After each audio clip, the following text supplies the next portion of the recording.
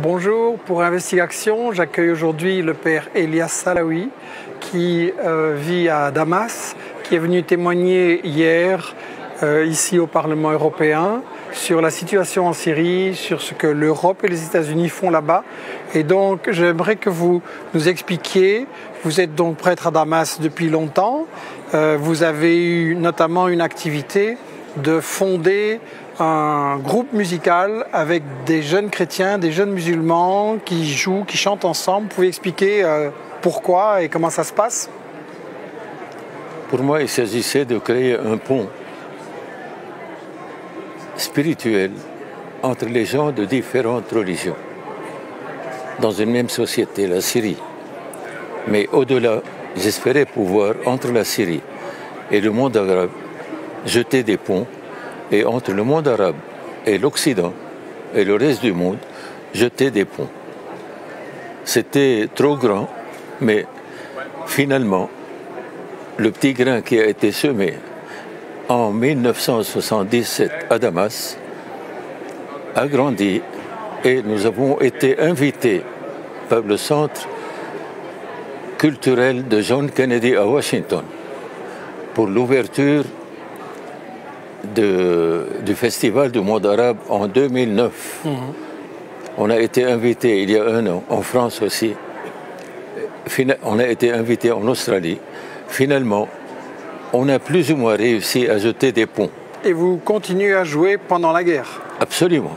Il y a eu des victimes? Nous avons perdu 5 de nos chanteurs. 2 petits gosses, une jeune fille et 2 garçons. Mais les jeunes ont tenu à venir toujours exercer leur voix. Un message d'amour et de confiance. D'autant plus que notre église se trouve à 1 kilomètre seulement du centre le plus chaud de Syrie. Justement, et pourtant, les jeunes venaient. Les jeunes ont continué à venir. C'est une guerre qui a fait 400 000 morts, des centaines de milliers de handicapés, des dizaines de milliers de disparus. Pourquoi? Quel est votre bilan? Le pourquoi est trop grave pour le dire, mais je vais le dire. Il s'agit pour Israël de survivre à un monde arabe qu'il faut à tout prix détruire.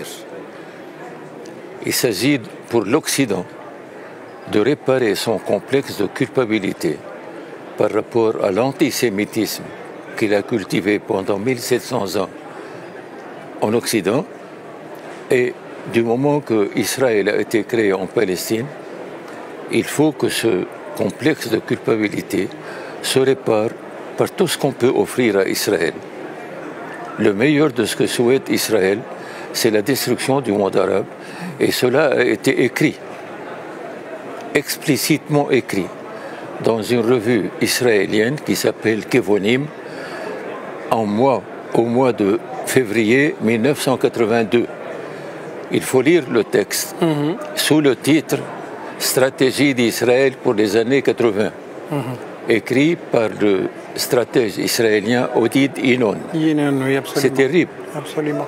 Mais ici en Occident, on nous dit que c'est une guerre civile entre des Syriens et vous nous dites que c'est une guerre de colonisation du Moyen-Orient. L'Occident, excusez-moi le mot, est pourri.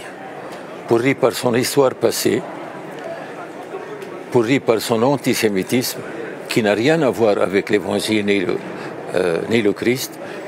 Et il est pourri aussi par sa passion de domination du monde. Cette passion qu'il a cultivée et pratiquée avec une sauvagerie féroce pendant 500 ans, il ne veut pas l'abandonner. Et rappelez-vous le mot de Régis Debray. L'occidental a ôté son casque colonial, mais sa tête reste coloniale. C'est une phrase que je cite très souvent. Oui. Donc vous nous dites que le malheur du Moyen-Orient, c'est le pétrole. Exactement. Pas seulement le pétrole. Pas seulement le pétrole. C'est-à-dire? Le pétrole est l'expansion de la domination occidentale, mais au profit surtout d'Israël. Tout en profitant aussi des ressources énergétiques de tout le Proche-Orient, qui sont énormes. Ici en Occident, on a dit il faut que nous intervenions parce que Bachar al-Assad massacre son peuple. Oh. Pour un dictateur, comme on dit, qui massacre son peuple et qui réussit au vu du monde à avoir 70% au cours du plébiscite qui a eu lieu il y a 3 ans, c'est un mot très gros à avaler, voyez. D'autant plus que en Syrie, le tissu humain dont j'ai parlé hier et qui remonte à 1400 ans, le tissu humain créé et tissé entre chrétiens et musulmans au Proche-Orient, et même entre chrétiens, musulmans et juifs au Proche-Orient, ce tissu humain, pour moi, a été le fond même de la résistance qui a sauvé la Syrie. Il faut bien que l'Occident justifie ce qu'il a appelé, grâce à M. Bernard Kouchner, son droit d'ingérence humanitaire. Oui. L'Occident n'a jamais été humanitaire, jamais. Il est juste aux antipodes de tout ce qui est humain. Et maintenant, plus que jamais. Vous avez parlé des rapports entre les chrétiens et l'islam. Oui. Ici, en Europe, on nous dit que les musulmans sont dangereux, que les chrétiens doivent avoir peur. Et hier, ce que vous avez dit, c'est un peu le contraire. Mais précisément, hier, j'ai cité 3 historiens juifs et israéliens pour dire aux Occidentaux, voici ceux qui sont censés être nos ennemis, ce qu'ils disent de ce qu'a été l'islam pour eux pendant des centaines d'années. Et pour les chrétiens, vous voyez, si l'islam avait été aussi sanglant et sanguinaire que ce qu'on prétend qu'il est maintenant, aucun chrétien ni aucun juif n'aurait survécu à la conquête musulmane. Les musulmans ont eu le génie, dès leur première conquête, d'ouvrir la collaboration avec les pays conquis, et ils ont réussi ce que jamais aucun conquérant n'a pu réussir.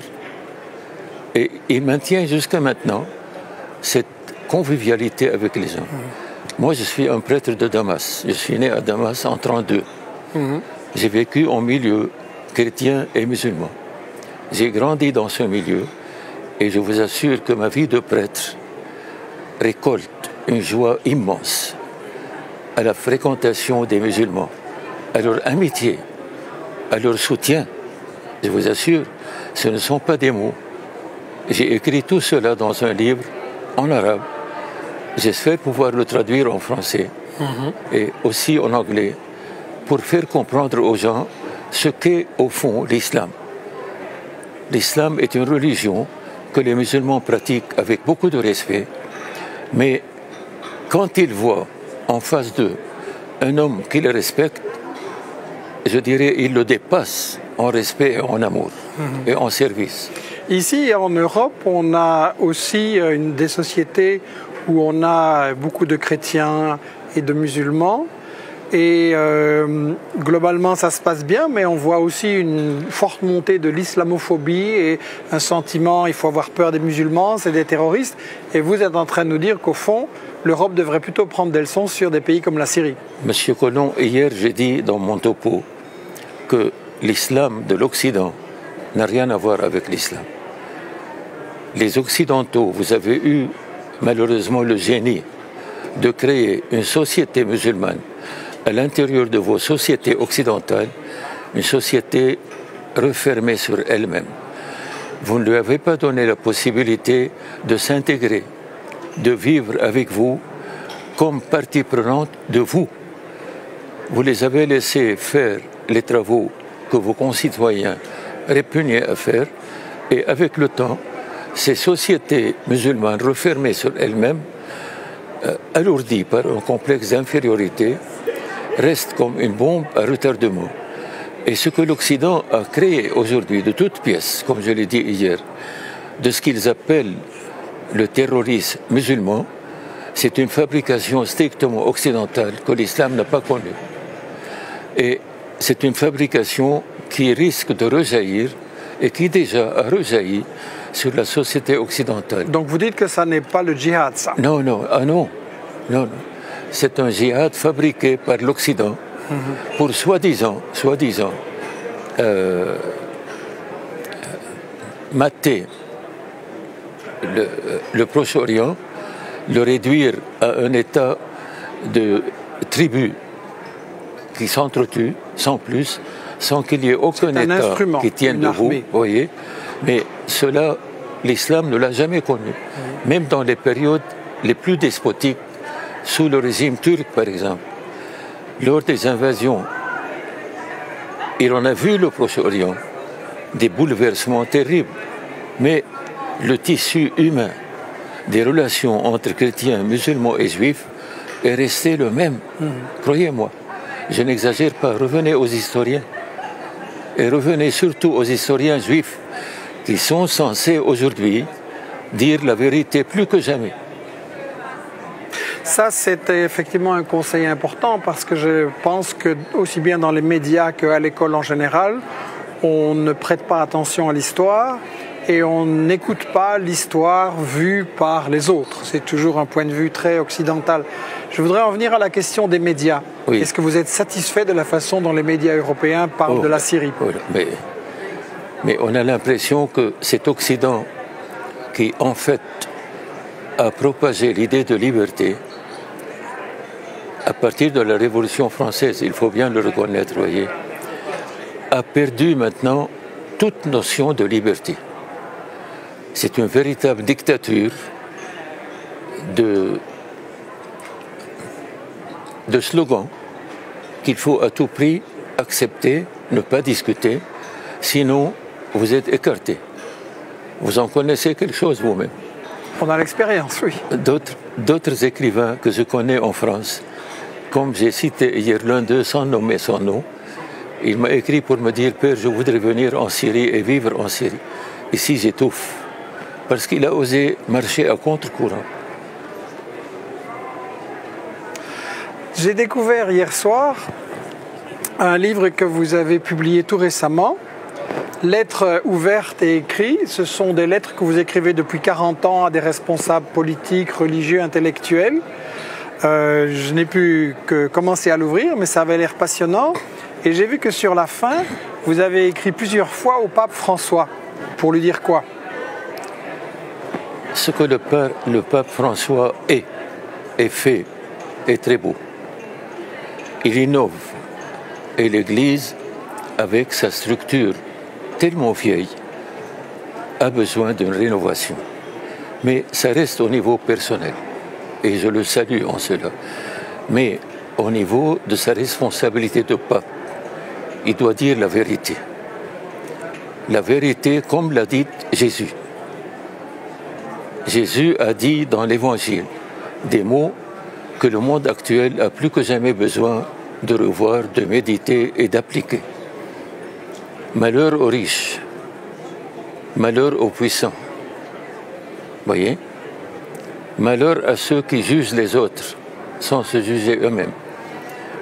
Le monde actuel est pris dans un engrenage de puissance qui cherche à tout maîtriser.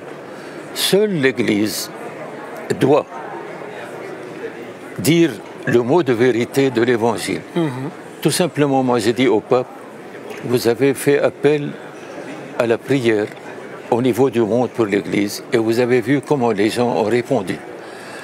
Si le Christ avait été à votre place, est-ce qu'il se serait contenté d'inviter les gens à la prière?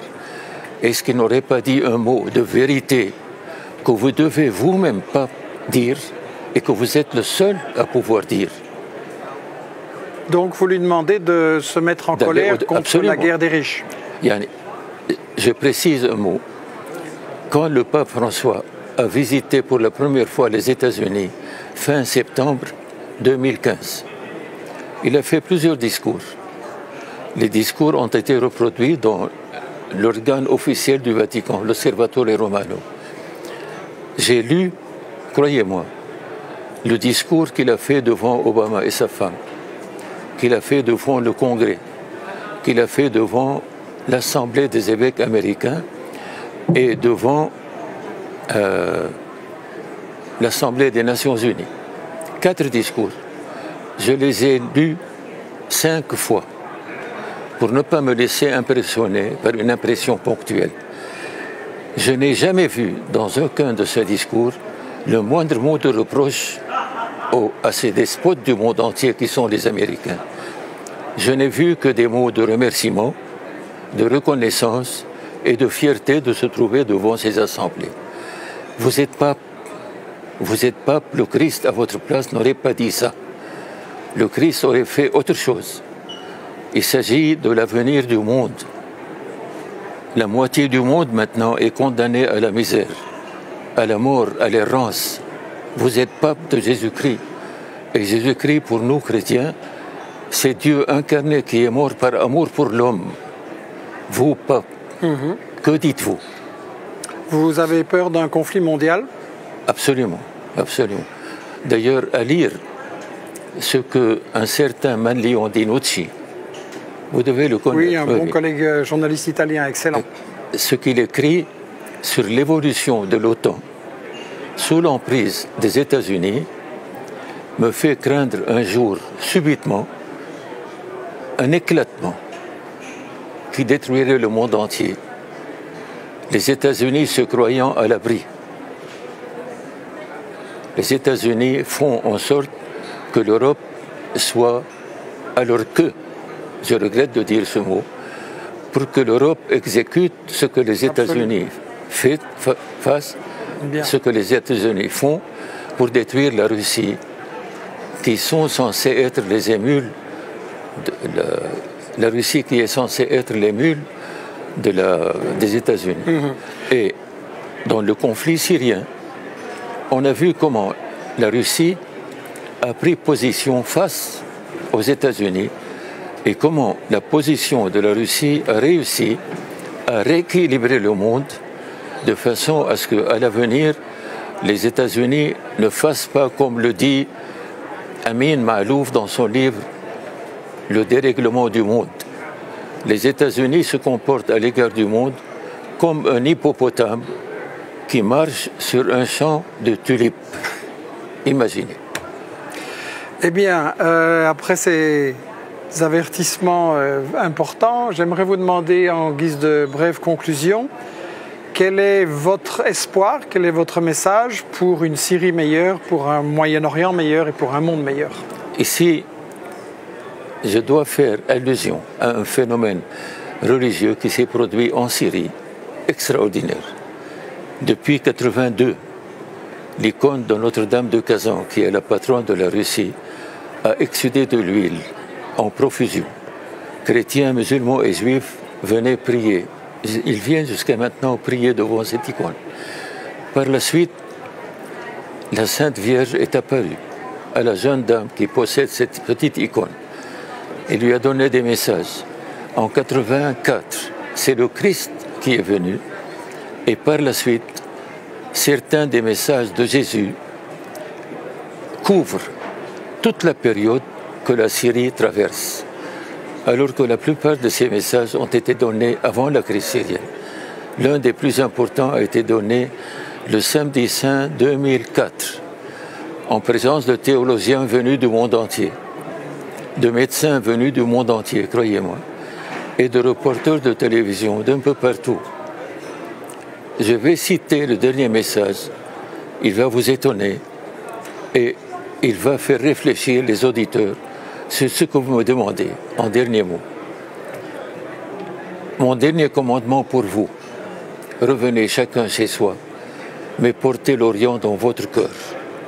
D'ici à de nouveau jaillit une lumière dont vous êtes le rayonnement pour un monde séduit par la matière, la concupiscence et la célébrité au point qu'il en a presque perdu les valeurs.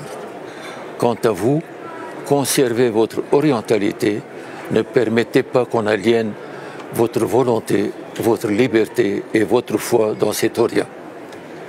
Père Zarqlaoui, je vous remercie pour votre témoignage qui apporte un regard tout à fait différent sur la Syrie et qui nous incite à une grande vigilance envers l'information. Merci. C'est moi qui vous remercie, M. Coulon. J'ai su votre engagement unique avec l'un ou l'autre des écrivains d'Europe, surtout de France. Et hier, j'ai été très heureux de vous rencontrer comme par hasard. Mais pour moi, le hasard n'existe pas. Je vous remercie. Shukran.